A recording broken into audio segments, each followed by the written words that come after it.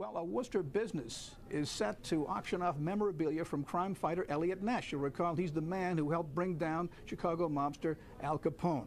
Worcester News Tonight's Caitlin Tivnan has more on that event. Caitlin?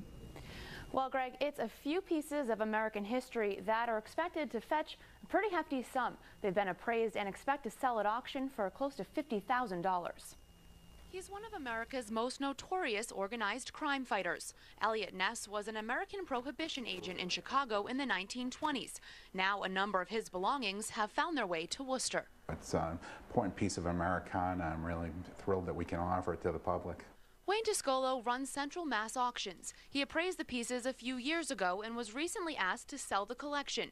The items are now in Worcester, where they'll be auctioned off this fall. He says two of the rarest pieces are Ness's work credentials. One from 1927, one from 1932, and these are his personal credentials. They have his photograph and the government stamp when he was with the Department of Prohibition. The collection also includes his business card, Christmas cards from the Ness family, and personal notes and telegraphs. There's also a pamphlet from Ness's unsuccessful bid for Cleveland mayor in 1947. I'd like to keep the collection together. I think it'd be nice if it ends up with someone who will appreciate them, or maybe a museum.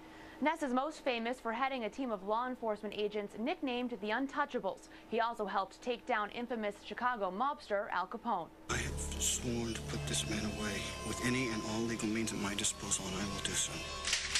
The story has since played out on television and unfolded on the silver screen in a movie remake starring Kevin Costner and Robert De Niro.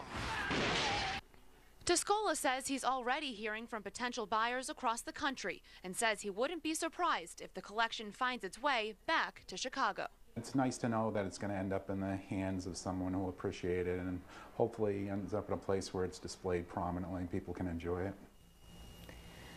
The collection will be up for auction on September 27th in Worcester, but 2 hours before the auction is set to begin, it will be on display for public viewing. Greg? And there'll be a lot of people who want to see that. That's interesting. Thanks a lot, Caitlin.